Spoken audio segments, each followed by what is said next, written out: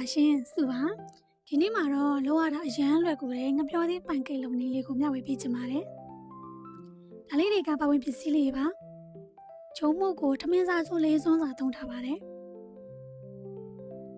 နွားနိုပါနွားနိုကထမင်းစားစုနှစ်စွန်းစာပဲသုံးထားတာဖြစ်ပါတယ်စားအနေငယ်သုံးပါမယ်တကြားပါတကြားကိုထမင်းစားစုတစ်စွန်းစာပဲသုံးထားပါတယ်ကျို့တစ်လုံးနဲ့ငပြောသေးတစ်လုံးကိုသုံးထားပါတယ်။ဘေကင်းဖောင်းတာပါ။ဘေကင်းဖောင်းတာကိုလက်ဖက်ရည်စုံ၄ပုံတစ်ပုံစာပဲသုံးပါမယ်။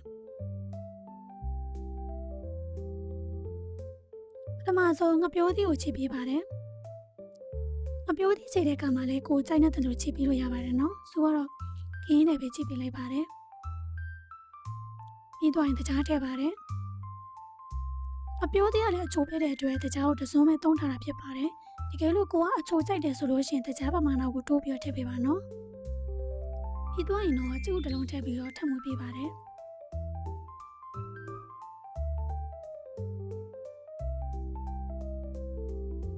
ဂျုံမိုးထည့်ပါမယ်ဂျုံမိုးထည့်တဲ့အချိန်မှာပဲဘေကင်းပေါင်ဒါနဲ့စားကိုတခါတည်းထည့်ပေးပါနော်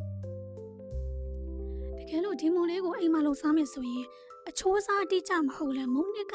ပြက်အနေထားဆိုလို့ရှိရင်ရပါတယ်နော်မုံနဲ့အပြည့်ကျဲပေါ်မူတည်ပြီးတော့နွားနို့ကိုနောက်ဆုံးမှထည့်ပေးမှာဖြစ်ပါတယ်။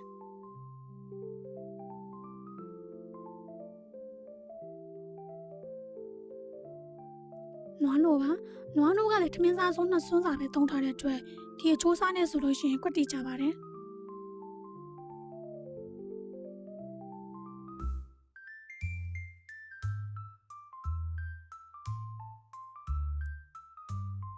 အားလုံးတမအောင်မွေးပြီးသွားရင်ဆိုရင်တော့စချိုးလို့ရပါပြီနော်။တဲအိုးကိုမီးလဲလဲထားပြီးတော့မုံနဲ့ကိုထည့်ပေးလိုက်ပါတယ်။အပေါင်းအောင်ပြီး2မိနစ်လောက်ထားရဆိုလို့ရှိရင်ရပါပြီ။မုံသားမြင့်နဲ့ပြင်ကတင်းနေတဲ့အနေထားဆိုလို့ရှိရင်အခြားတစ်ဖက်ကိုလှန်ပေးပါနော်။ဒီနေ့ပြင်အားလုံးအကျက်ညီကိုအတွက်ဇုံးလေးနဲ့အနေငယ်ပြပြပါတယ်နော်။